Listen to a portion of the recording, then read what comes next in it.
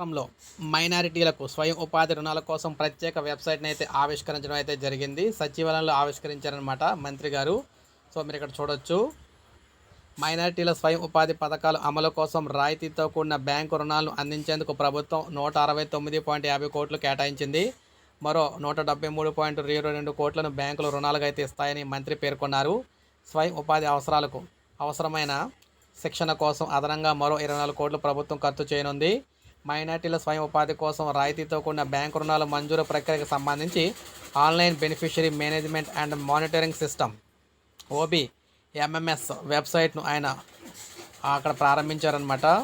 ఈ సందర్భంగా మంత్రి మాట్లాడుతూ రాష్ట్ర మైనార్టీ ఫైనాన్స్ కార్పొరేషన్ ఆధ్వర్యంలో వెబ్సైట్ అయితే పనిచేస్తుంది. కూటమి ప్రభుత్వం మైనారిటీకి ఇచ్చిన హామీలో భాగంగా ఇమాములు, మౌజాములు, పాస్టర్లకు పెండింగ్లో ఉన్న గౌరవ వేతనాలను వారి బ్యాంకు ఖాతాలో వేసింది. వైకాపా ప్రభుత్వం మైనారిటీలను కేవలం ఓటు బ్యాంకు మాత్రమే తప్ప వారి సంక్షేమానికి పైసా విదల్చలేదు అని మంత్రి అన్నారు.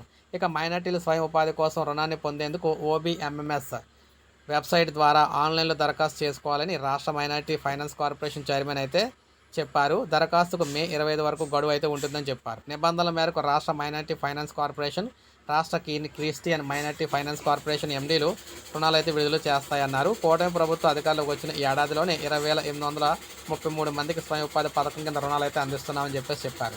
ఇక OBMMS వెబ్సైట్ అనేది వీరైతే సొంతంగా అయితే ప్రారంభించడం అయితే జరిగిందనమాట. అంటే కొత్తగానా